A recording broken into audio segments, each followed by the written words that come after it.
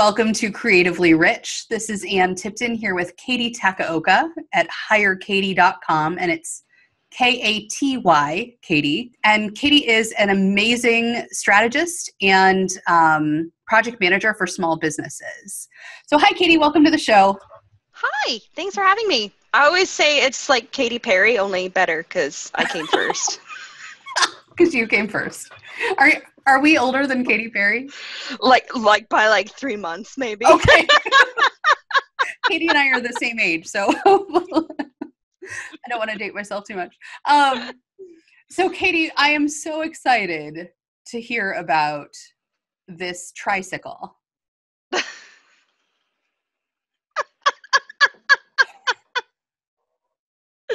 That stupid tricycle.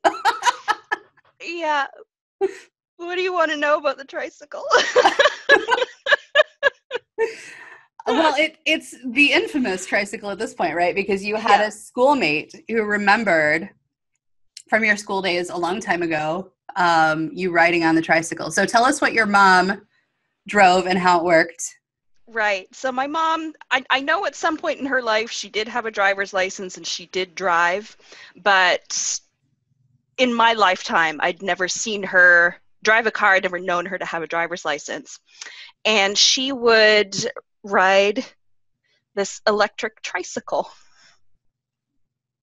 around town to get around and do her errands and whatnot. And when my sister and I were very young, there were these two, baby bike seats on the back of this tricycle that had this huge electric battery on the back. And so she would take us to school or wherever, sitting in these seats on the back of her tricycle. And a few years ago, I was looking up a friend of mine from my primary school days in England on Facebook, and found her, sent her a message and said, hey, you may or may not remember me. My mom was friends with your mom. Your mom taught me piano lessons. We went to the same school. And she's like, and keep in mind, this has been close to 30 years, right? She said, was your mom the one who rode the electric tricycle? I could not believe it. I could not believe it. And so, yeah, infamous, most memorable thing about my mom, apparently, to a 4-year-old kid was this electric tricycle. Well, and I have to say, if I knew your mom now and she was riding around on an electric tricycle, to my 30-ish-year-old brain, that would also stand out that as a pretty unique. Yes. There weren't too many of them around. So the reason this is so cool is that it's kind of inspired you to live life without a driver's license, right? In a way, yes. So my reasons for not having a driver's license are probably quite similar to my mother's, in that driving scares the pants off of me. Just the thought of it it gives me a little bit of gut rot. So I did have a learner's license, and I took the in-class stuff for driver's ed, and that all went fine. And then I had my first lesson behind the wheel of the car. I couldn't go any faster than 5 kilometers an hour, which I think is about almost 0 miles. It's not fast. Let me translate. Almost 0 miles per hour. Yes. So I haven't been behind the wheel of a car since. Yeah, but honestly, I mean, you and your wife have made the choice to not drive, to not have a vehicle as part of your, Exactly. expenses. And that's enabled you to do a lot of things that maybe other people can't, right? Exactly. So because neither of us have ever driven, neither of us have had driver's licenses, I don't really know what I'm missing. And we've crunched the numbers a few times over the last 8 years that we've been together, and it just didn't make sense for us to invest in having a car, which then meant it just was pointless to have a driver's license if we're not going to drive. So yeah, and it has allowed us to do a lot more traveling. So that's where we kind of funnel the money that we would spend on insurance and gas and maintenance and all that stuff.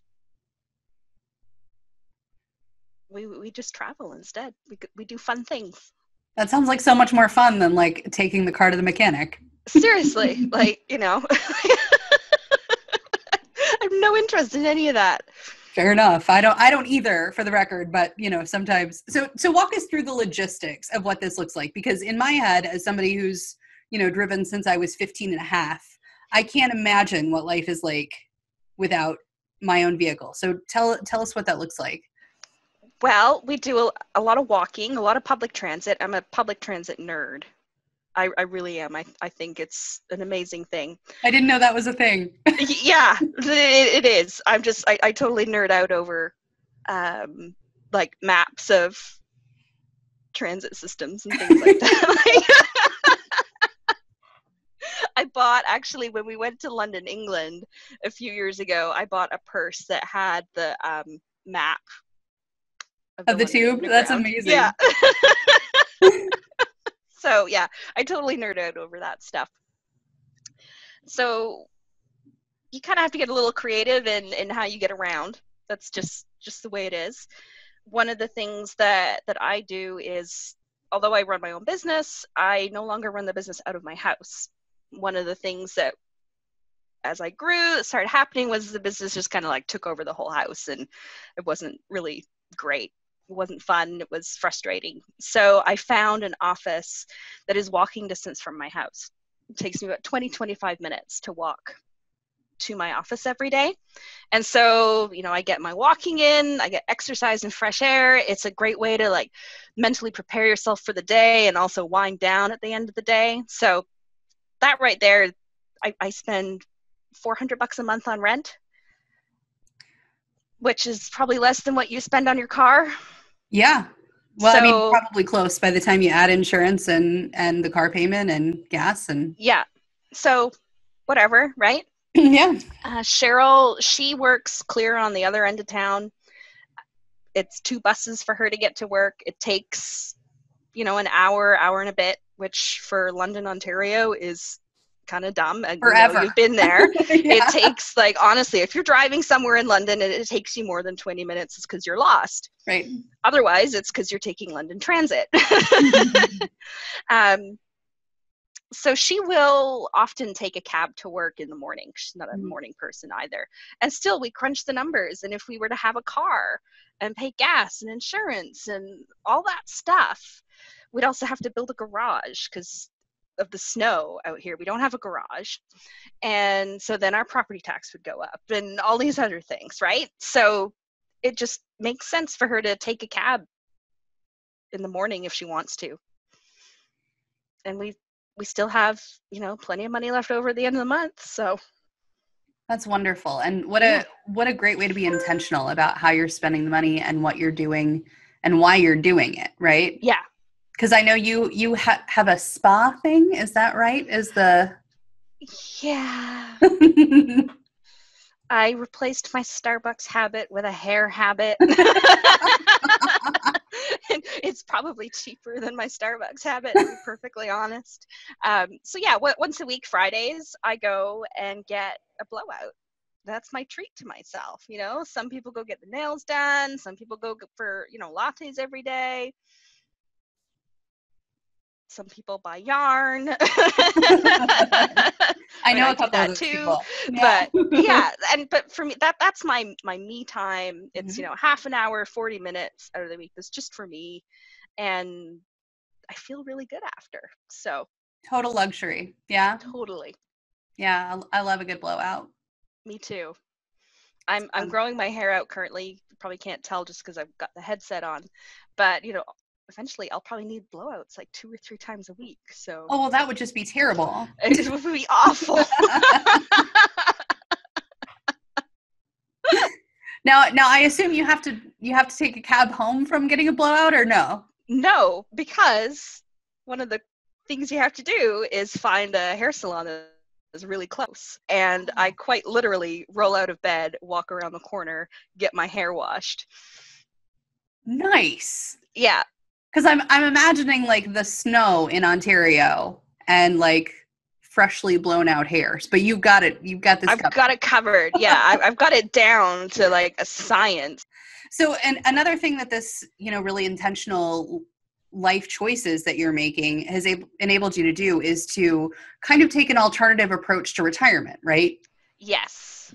So one of the things that, a lot of people are surprised to hear is that I have 15 years experience as a tax preparer. And although that's not the main thing that I do, I still do taxes every year. I love it. I just, one of the things I nerd out about is tax strategy.